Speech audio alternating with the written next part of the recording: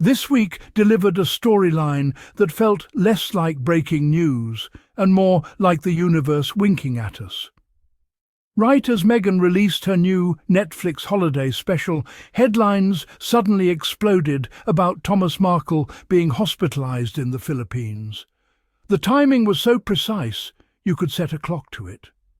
Anyone who has watched the British tabloids operate for more than 5 minutes knows that nothing involving Meghan Markle happens in isolation. It is never just about a health scare. It is always about who leaked, who benefited, and whose fingerprints are sprinkled all over the so-called exclusive.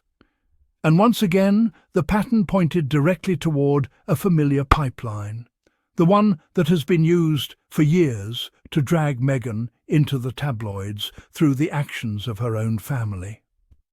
The first outlet to blast the story was the Daily Mail, which should shock no one. Their reporter, Caroline Graham, has maintained direct contact with Thomas Markle for years, and that access is not a myth. She positioned herself near his home in Mexico. She funneled family drama into headlines with astonishing speed, and her name appeared on the publication of Meghan's private handwritten letter in 2019. That letter should have remained what it was, a daughter speaking to her father in confidence.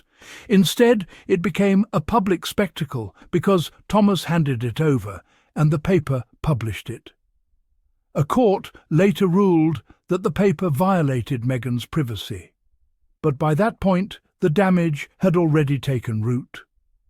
The pipeline stayed open, the tabloid machine kept churning, and Caroline Graham continued playing a quiet but very influential role in how the Markle family got its stories into print. This history matters because it explains why Thomas Markle's hospitalization hit the press with such uncanny timing. It was not accidental, it was not organic, it was the same cycle repeating itself. A story about Thomas appears during one of Meghan's positive professional moments, and instantly British tabloids redirect attention away from her achievements and toward drama involving her estranged father. If anyone ever doubted that this pattern existed, the parallel timing this week shouted it loud enough to be heard in another galaxy. Before tabloids twist the narrative again, it is important to revisit why Meghan is estranged from her father in the first place.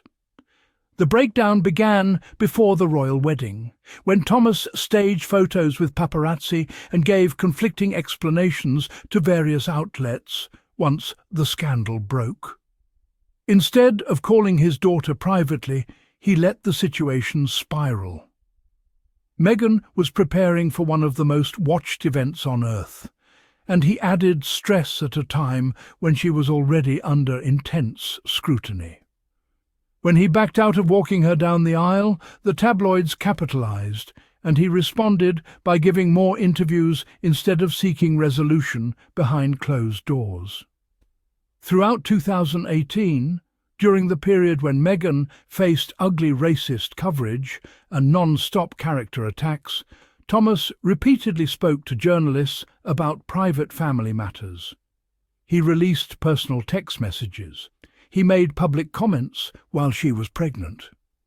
Meghan later explained that she was experiencing emotional distress from the relentless attacks, and yet the interviews from her own father kept feeding the tabloid fire.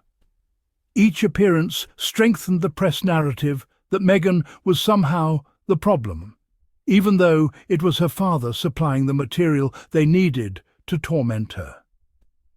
Then came the letter. She reached out privately. He gave it to the tabloids. The Daily Mail published it. She sued. And Thomas aligned with the paper, ready to testify against her. That decision alone erased any realistic path to reconciliation. You cannot rebuild trust with someone who turns your private words into evidence against you. It is not normal behavior. It is not loving behavior. And it is certainly not behavior that leads to healing. Even after the court case concluded, Thomas did not retreat from the spotlight. He gave more interviews, often to hosts who built their careers on criticizing Meghan. He allowed Samantha and Thomas Jr. to use his name as part of their public attacks. He even created a YouTube channel dedicated to discussing Meghan and Harry, which made it clear that any conversation with him would not stay private. If Meghan had reached out, even with the purest intentions, every word would likely have been dissected in the media by the next morning. It is not cruelty to protect yourself. It is sanity. But the context goes even wider.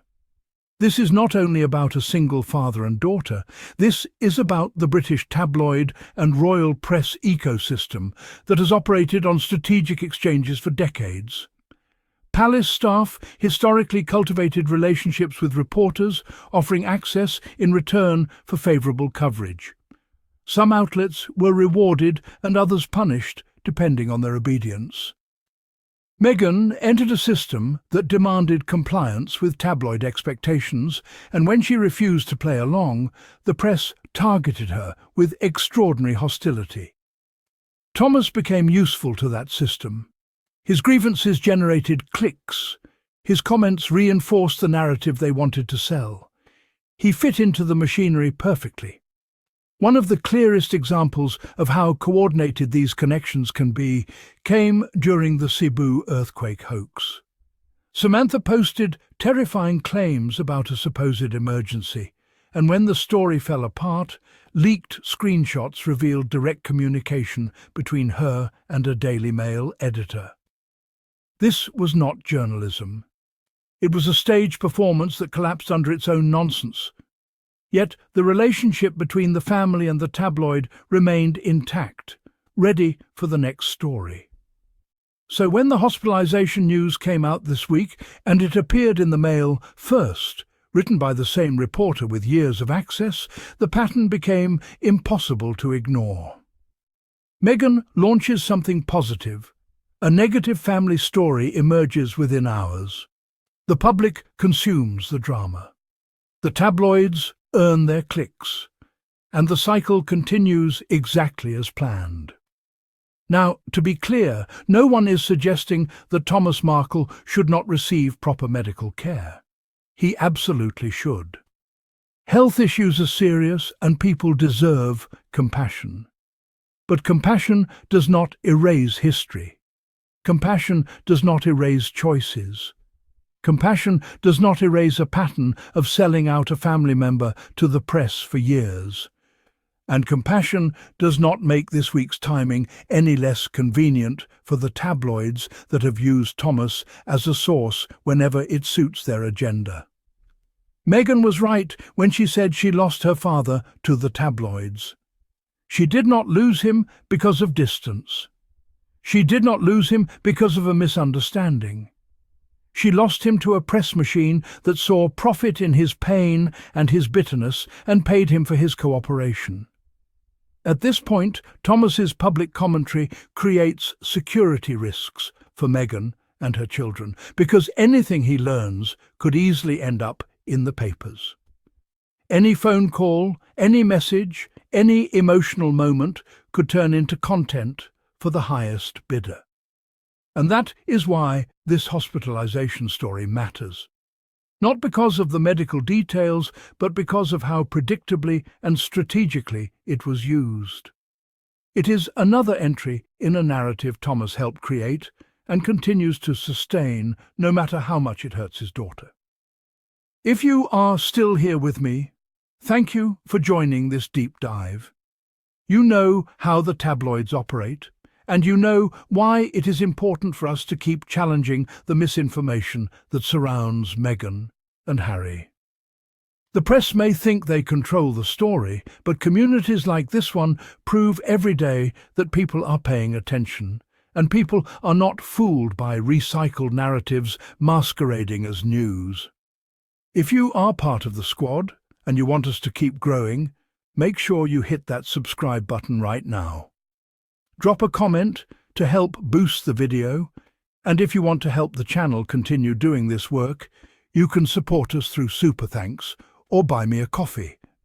Every contribution helps us defend the truth, uplift Meghan and Harry, and keep this community strong. Thank you for being here. Thank you for supporting independent voices, and I will see you in the next episode of the Sussex Squad.